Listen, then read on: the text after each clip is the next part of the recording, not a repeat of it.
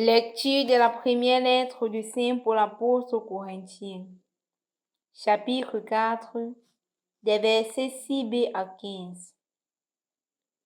Frères, apprenez d'Apollos et de moi-même à ne pas aller au-delà de ce qui est écrit, afin qu'aucun de vous n'aille se gonfler d'orgueil en prenant le parti de l'un contre l'autre.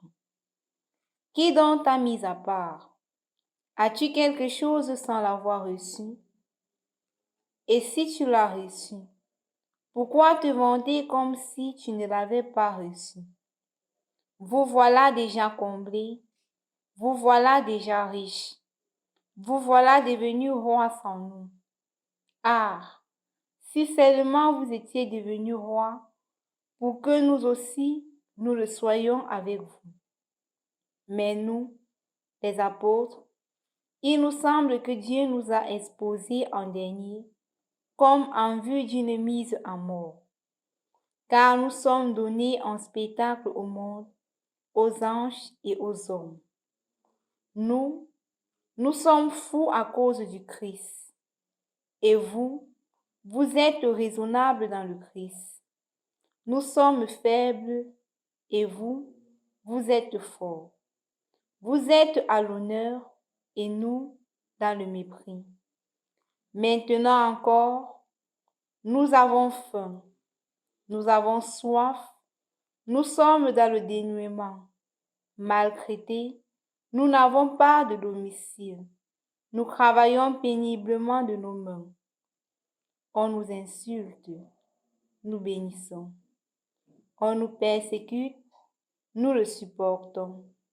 On nous calomnie, nous réconfortons. Jusqu'à présent, nous sommes pour ainsi dire l'ordure du monde, le rebut de l'humanité.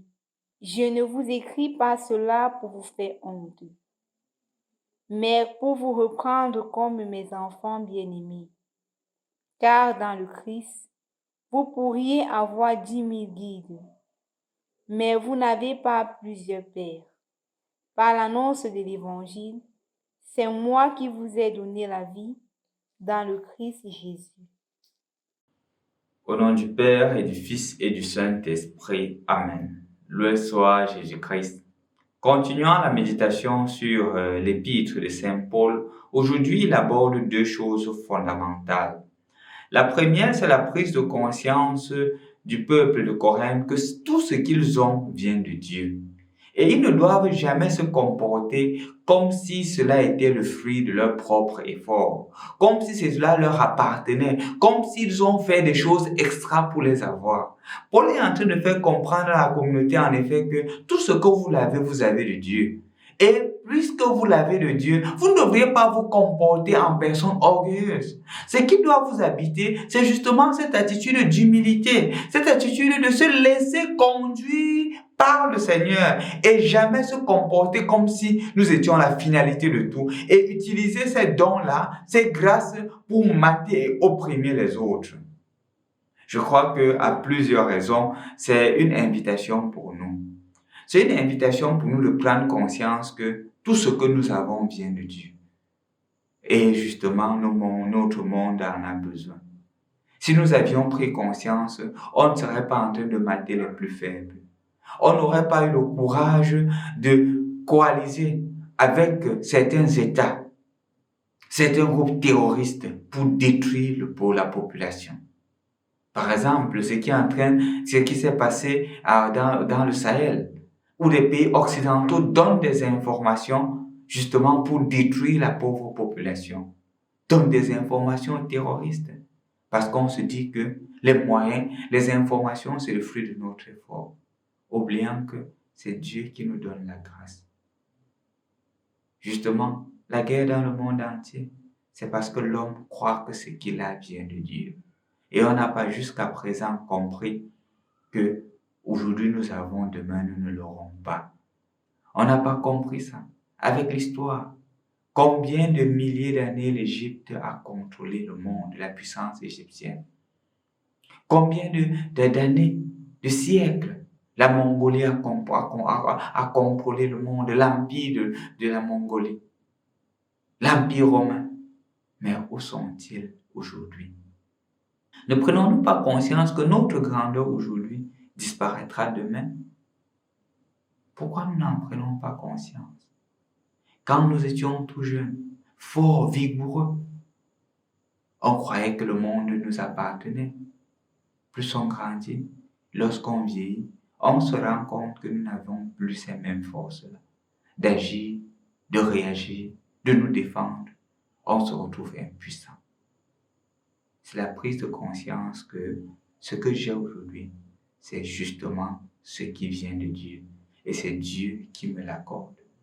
Si tu as eu ce boulot aujourd'hui, si tu as eu cet enfant, si tu as eu ce mari, si tu as eu cette épouse, si tu as eu cette grâce, ce diplôme, si tu as eu cet emploi, prends conscience que c'est Dieu qui te l'a accordé. Prends vraiment conscience. Et justement, la prise de conscience implique le deuxième point que je voudrais partager avec vous, d'agir toujours en fonction de Dieu. Remarquez clairement ce que Paul dit. Lorsqu'on nous persécute, nous résistons. Lorsqu'on nous calomnie, nous reconfortons. Justement parce que je prends conscience que ce que j'ai vient de Dieu, je suis capable de le mettre au service de Dieu. Je suis capable d'agir au-delà de mes émotions, d'agir au-delà de mon sentiment, parce que Dieu est au-delà de mon sentiment. Celui qui sait que sa force vient de Dieu est capable de pardonner. Celui qui sait que sa force vient de Dieu est capable de tendre la main et d'aider le nécessité. La rentrée académique approche. Si tu sais que ce que tu as reçu vient de Dieu, n'oublie pas ces enfants qui voudraient aussi fréquenter.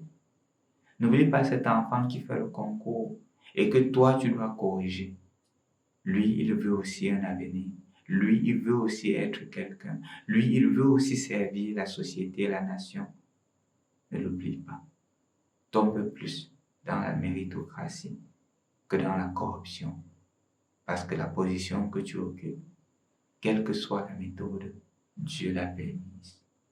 Puisque Dieu a permis, agis en fonction de Dieu, comme Saint Paul l'a fait. Jamais te centrer au devant, jamais te mettre au centre, mais toujours Dieu, pour que les autres en profitent. C'est la même chose avec les élections. Quand on change le système, ce n'est pas d'abord pour soi-même, c'est pour la génération future. Pensons au-delà de notre nombril.